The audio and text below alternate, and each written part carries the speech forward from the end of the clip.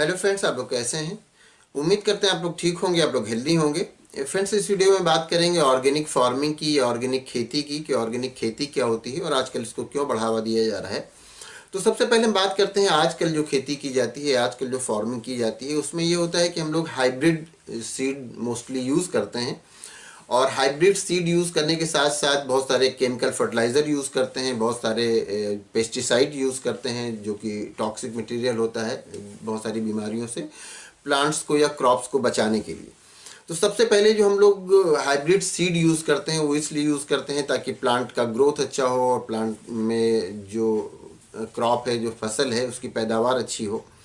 और उसमें बहुत सारे केमिकल फर्टिलाइज़र यूज़ करते हैं ताकि उस क्रॉप का ग्रोथ अच्छा हो। और जो केमिकल पेस्टिसाइड वगैरह यूज़ करते हैं वो इसलिए ताकि उसको बीमारियों से बचाया जा सके।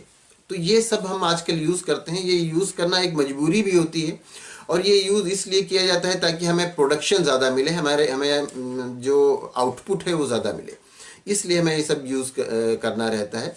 लेकिन ये हमेशा ऐसा नहीं था कि हमेशा से जो हाइब्रिड सीड यूज़ किए जाते थे या केमिकल फर्टिलाइज़र यूज़ किए जाते थे, पहला ऐसा ऐसा नहीं होता था। पहले फार्मिंग में या खेती में ये होती थी कि लोग अपने घरों के बीज बीज जो थे वो यूज़ करते थे, जो सीड थे वो यूज़ करते थे। एक बार कोई फसल बोया, फिर उसी में से सीड निकालते थे, फिर अगले साल नेक्स्ट सीज़न में उसी सीड को वो बोते थे और उसमें से कोई केमिकल फर्टिलाइज़र का वो यूज़ नहीं करते थे। जो एनिमल्स एक्सक्रीटा है, जो गोबर वगैरह होता था, उससे खाद बनाते थे, मेन्योर और कंपोस्ट वगैरह होता था, तो उसको सॉइल में मिला देते थे जिससे सॉइल की फर्टिलिटी बढ़ जाती थी। फिर उसमें सीड बो देते थे और फिर उसमें जो क्रॉप ग्रो करता था तो उसमें फिर केमिकल कोई पेस्टिसाइड भी यूज़ नहीं करते थे उसमें, उसको बीमारियों से बचाने के लिए, बल्कि उसके भी नेचुरल तरीके अपनाते थे। तो यही तरीका जो पहले अपनाया जाता था, तो लेकिन इस तरीके में ये होता था कि प्रोडक्शन उतना ज़्यादा नहीं होता था जितना कि अब हो रहा है। अब तो प्रोडक्शन बहुत ज़्यादा हो रहा है, तो तब प्रोडक्शन बहुत कम होता था। फिर धीरे धीरे जब प्रोडक्शन की ज़्यादा नीड हुई तो उसमें क्या हुआ कि फिर हाइब्रिड सीड आने लगे, और हाइब्रिड सीड जब आने लगे तो उसमें प्रोडक्शन कई गुना ज़्यादा बढ़ा। और फिर उसके लिए बहुत सारे फर्टिलाइज़र्स आने लगे, जो कि पहले मेन्योर या कंपोस्ट यूज़ किया जाता था, तो मेन्योर और कंपोस्ट की जगह पर अब बहुत सारे केमिकल फर्टिलाइज़र आने लगे जिनको कि खेत में डाला जाने लगा, जिससे प्लांट का ग्रोथ बहुत अच्छा हुआ और उसका प्रोडक्शन बढ़ा। और उसमें जो बीमारियां लगी उनसे बचने के लिए फिर बहुत सारे केमिकल पेस्टिसाइड डाले गए, बहुत सारे टॉक्सिक मटेरियल डाले गए, जिससे कि उनको बीमारियों से बचाया जा सके।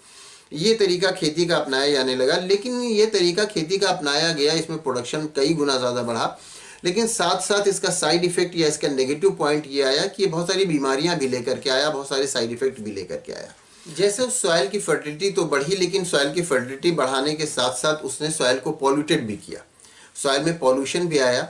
या केमिकल फर्टिलाइजर्स जो डाले गए उससे प्लांट का ग्रोथ अच्छा हुआ, लेकिन केमिकल फर्टिलाइज़र अगर ज़्यादा हुआ तो उससे भी सॉइल का पॉल्यूशन हुआ।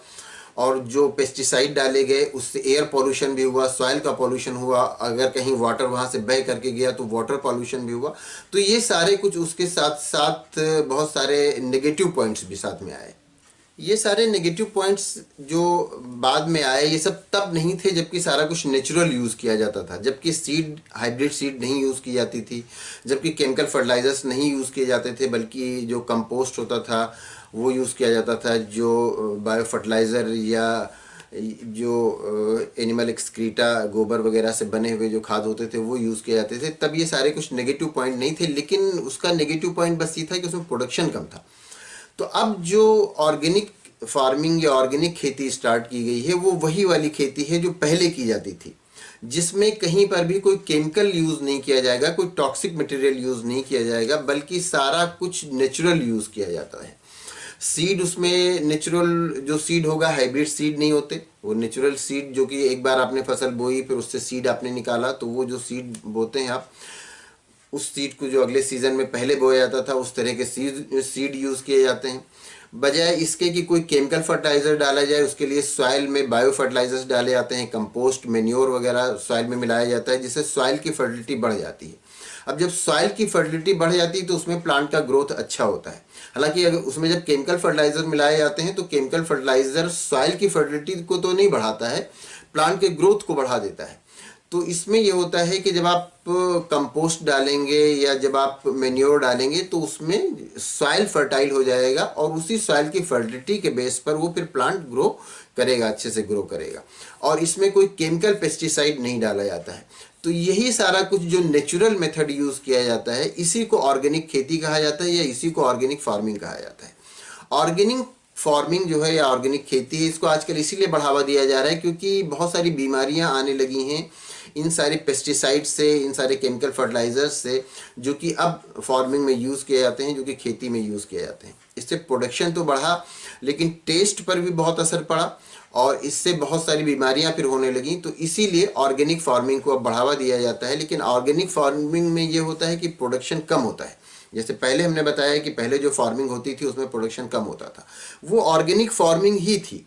लेकिन तब उसको ऑर्गेनिक फार्मिंग नहीं कहा जाता था, वो एक तरह से नेचुरल तरीका था फार्मिंग का। फिर उसके बाद ये हाइब्रिड सीड वगैरह है और इसमें प्रोडक्शन बहुत बढ़ा। फिर अब उसी खेती की तरफ, पुरानी खेती की तरफ जो लोग ये अट्रैक्ट हो रहे हैं, तो उसको अब नाम दिया गया है ऑर्गेनिक फार्मिंग। तो ऑर्गेनिक फार्मिंग में यही होता है कि कोई केमिकल तरीका या कोई केमिकल नहीं यूज़ किया जाता, कोई आर्टिफिशियल तरीका यूज़ नहीं किया जाता प्लांट को ग्रो कराने का, बल्कि सारा कुछ नेचुरल रहता है।